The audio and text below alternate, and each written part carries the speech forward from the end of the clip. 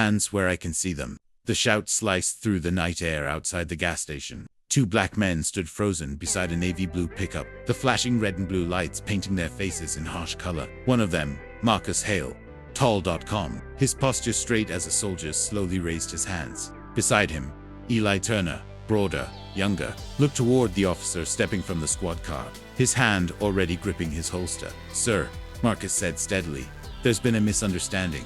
"Quiet," barked Officer Reynolds, a white cop in his early 30s, jaw clenched tight. I sat on the ground. Gas station customers peered through the windows. The tension was thick, electric.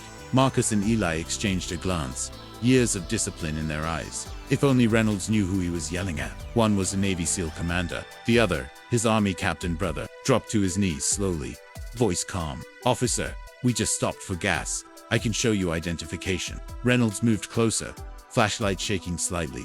"You fit the description of two robbery suspects. Same truck, same clothes." Eli's jaw tightened. "That's ridiculous. We just got off the freeway." On the ground, Reynolds snapped again, pulling out handcuffs. Marcus stayed composed, but his tone sharpened. "Officer, you're making a serious mistake."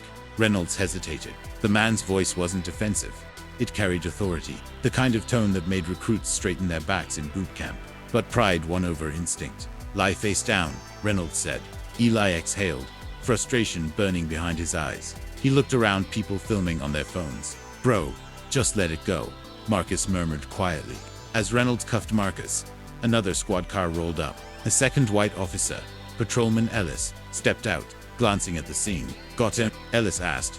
"Yeah," Reynolds replied. "Two suspects. Resisting," Eli said, incredulous. "We didn't." Ellis pointed his taser. "Don't move." The parking lot lights buzzed. A light drizzle began to fall. Marcus looked up at the sky, as if drawing strength from something invisible.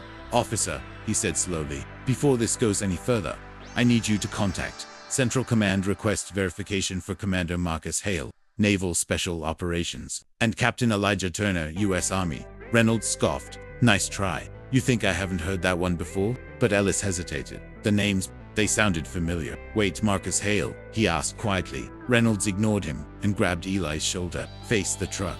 That was the wrong move. Eli's military instincts kicked in. He turned sharply, grabbing Reynolds' wrist not to fight, but to prevent the officer from tripping. Reynolds stumbled back and fell. In an instant, Ellis had drawn his weapon.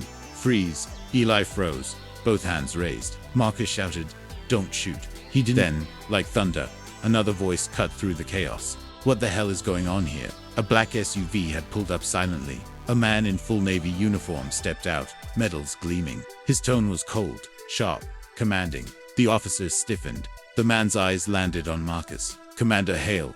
Marcus nodded once. The newcomer turned to Reynolds. "You just detained a Navy SEAL commander and an Army captain. Do you understand the gravity of that?" Reynolds' face went pale. Within minutes, the scene transformed. Backup arrived, not for an arrest, but for an apology. Ellis lowered his weapon, trembling. "Sir, I didn't know." Marcus stood, his calm never once breaking. "You didn't ask. That's the problem." Reynolds' voice cracked. "Commander, I swear, it was just a misidentification." Dispatch said.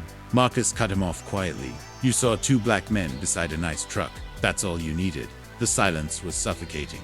Rain dripped from the bill of Reynolds' cap as he looked down at his shaking hands. The senior Navy officer, Captain Morales, stepped closer. "I served with Commander Hale.